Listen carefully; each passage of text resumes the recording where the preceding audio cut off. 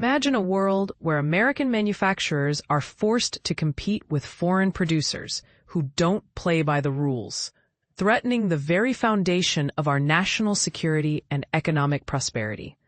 But here's the good news.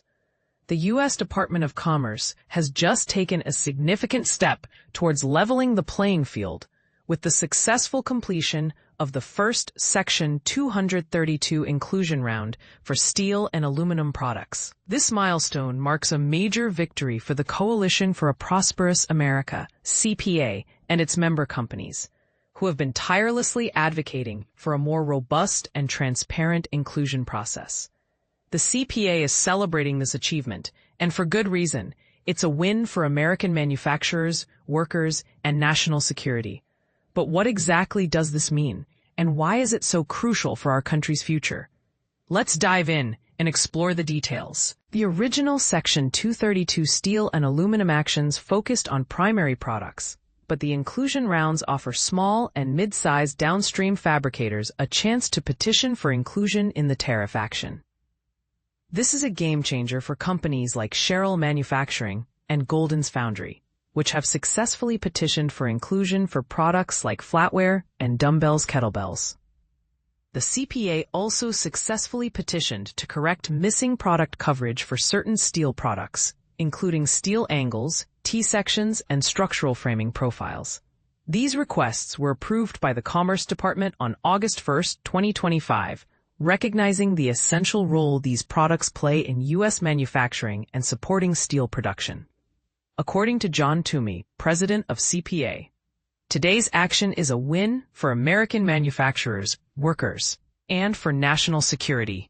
He's right. The inclusion of these steel products in the Section 232 tariff program will lead to more jobs, more made-in-the-USA products, and a steady order volume for our primary steel producers. But here's where it gets controversial. Some might argue that these tariffs will lead to higher prices for consumers or spark a trade war. However, the CPA would counter that the benefits far outweigh the costs, and that a strong and vibrant manufacturing sector is essential for our national security and economic prosperity. Section 232 of the Trade Expansion Act of 1962 authorizes the President to adjust imports that threaten to impair national security. By adding these new tariff codes, the Commerce Department is ensuring that U.S. producers of steel, aluminum, and related products are protected from unfair trade practices and foreign overcapacity. This is a return to a great American tradition, one of direct dialogue between American producers and policymakers regarding tariff protection. It also marks the beginning of the end of our domestic producers being forced to litigate using Geneva-approved trade remedies. As Zach Model, chairman of CPA, so aptly put it, flatware is more than a consumer item.